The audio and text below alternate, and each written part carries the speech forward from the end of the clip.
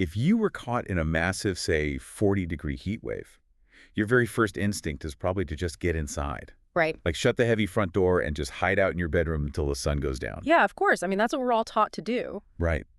But looking at the stack of sources we have for today's deep dive on the late June 2026 European heat wave, that exact instinct is actually what made the crisis so deadly. It really did. Like the most dangerous place to be wasn't out on a baking asphalt highway. And it wasn't stranded in a desert. It was sitting inside your own living room or, your child's classroom or even a hospital ward. It completely inverts how we are conditioned to think about shelter. Like, we view our homes as our ultimate safe space from the elements. Yeah, our sanctuary. Exactly. But the data from this heat wave forces us to recognize that the built environment, the very walls meant to protect us, they actually amplified the danger. Okay, let's unpack this. Because our mission today is to help you, listening right now, understand why an entire society built for a temperate climate is just fundamentally breaking down. Right. We are looking at temperatures that absolutely shattered records, nearing or passing 40 degrees Celsius, which is about 104 Fahrenheit, across Germany, Czechia, Poland, and Hungary. And to really grasp the human cost of those numbers, we have to look closely at France. During this brief period in late June, France alone reported around 1,000 cases of excess mortality. And excess mortality, just to clarify, that just means deaths above the normal expected baseline, right? Yeah, exactly. It often exacerbates existing heart or respiratory conditions. Mm-hmm. But the chilling detail here isn't just the number of deaths, it's the location. Right, where they happen. Yes. The vast majority of these fatalities did not happen to people caught outside in the midday sun. They happened at home, behind closed doors, particularly among those over 65. Which means we aren't just looking at a weather story anymore. It's a massive stress test. So if the data tells us the heat is actually worse indoors, we have to start by looking at how these indoor spaces were designed in the first place. We do, Yeah. because European building codes have been heavily focused on energy efficiency for decades. Right, they were built to be these heavily insulated thermoses. Yeah. If you think about a classic European apartment, you have thick stone or brick walls. You've got perfectly sealed double-glazed windows, heavy insulation. Right. They are brilliantly designed to keep the freezing winter cold out and trap every ounce of heat inside so you save on heating bills. And what's fascinating here is, well, tragic, really, is that this exact winter survival design is now creating a lethal phenomenon known as indoor overheating. Right. When daytime temperatures hit 40 degrees and the nighttime temperatures fail to drop, these homes just absorb the heat and refuse to let it go. I mean, think about your own home for a second. During a normal summer, the walls soak up some heat during the day, but then it gets cool at night, right? Exactly. The building essentially breathes. It resets itself. Yeah. But in the 2026 heat wave, that nighttime cooling window just vanished. Oh, wow. So the walls effectively become giant radiant heaters, day after day, trapping you in a sealed thermos. Yeah, exactly. And it's important to note who suffers most here. It's people in top-floor apartments where heat rises, older buildings, social housing, small units with bad ventilation. Right. And, this thermos effect doesn't just hit homes. It connects directly to schools, too. Because kids can't just work from home in the AC. No, they can't. European schools just don't have a playbook for this. They know exactly what to do for a snow day.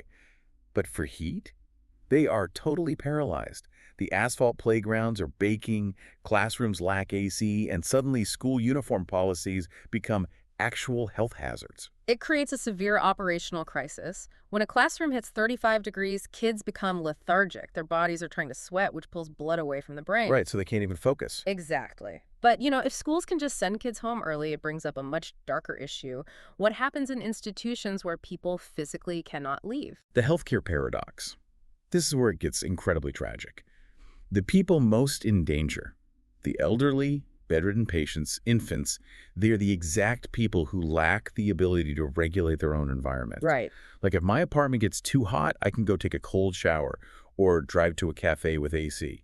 They literally cannot. And this lack of agency creates a dual crisis. First, in care homes and hospitals, you have a massive surge in patients arriving with acute heat stroke and dehydration. Just overwhelming the emergency rooms. Yeah, completely overwhelming them. And on the flip side, the nurses and doctors are forced to treat them while wearing heavy, non-breathable scrubs in sweltering, crowded wards that often don't have proper air conditioning. That sounds like a nightmare.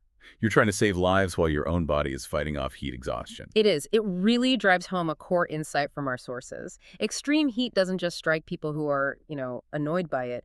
It strikes those who are entirely powerless to escape it. Which perfectly transitions into another huge structural issue we found in the data, the labor divide. Because if you aren't elderly or a student, you probably have to work. Right. But I want to push back on this for a second.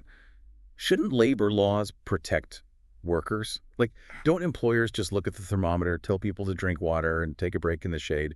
Is it really that bad? It is that bad, unfortunately. Pointing to the UK as an example, there is shockingly no unified legal maximum working temperature. Wait, really? No legal cap at all? None. Employers are simply urged to be careful and keep things reasonable, which is entirely subjective. Right. What's reasonable to a boss is not reasonable to the guy sweating in the warehouse. Exactly. And this introduces the massive risk of occupational heat stress. When you do physical labor in 40-degree heat, your brain is actively starved of oxygenated blood because your body is trying to cool your skin. Oh, wow. So it leads to dehydration and fatal heat stroke. Yes, and severe loss of judgment. We see terrifying spikes in severe workplace accidents. A forklift driver makes a tiny mistake, or a roofer loses their balance. Have you noticed, though, that this exposes a massive class divide? Like, here's where it gets really interesting. Oh, absolutely. Because for a wealthy white-collar worker, 40 degrees is just an inconvenience. You retreat to your air-conditioned home office or you reschedule a Zoom meeting. Right, your paycheck doesn't suffer. Exactly. But essential workers, bus drivers stuck in glass cabins, kitchen staff over open flames, construction workers, they can't do that. No, they can't. For them, it's a forced trade-off between their physical health and their economic survival. Heat targets those without the right to exit. The right to exit. That is a powerful way to frame it.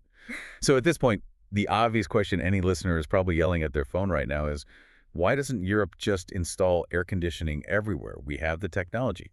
Why is this a systemic crisis and not just a trip to the appliance store? Well, if we connect this to the bigger picture, you see why just buying AC is a dangerous fallacy. Because it triggers a massive chain reaction, right? Exactly. First, it spikes energy bills. So low-income families are immediately priced out of the cooling they desperately need. Right. Second, it massively overloads the power grid, causing blackouts. And then there is the urban heat island effect. Yes. Think about it. AC units just pump hot exhaust air out into the streets. Combined with the heat trapped by concrete and asphalt, it makes the city outside even hotter.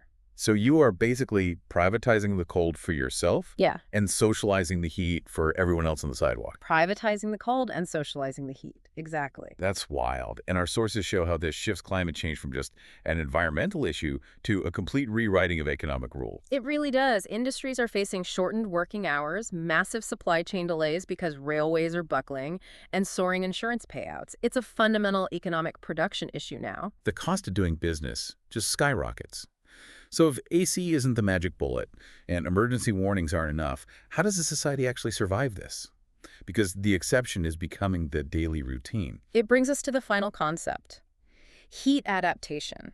It's not just about reducing emissions anymore. It is about physically retrofitting society. Which means what, exactly? Like changing the building codes. Yes. Mandating passive cooling in building codes, not just winter insulation, planting massive amounts of urban shade. And for the workers. Creating strict legal temperature caps for laborers, and treating air conditioning in care facilities as essential medical equipment, not a luxury upgrade. So what does this all mean for you listening right now? Think about your own daily routine.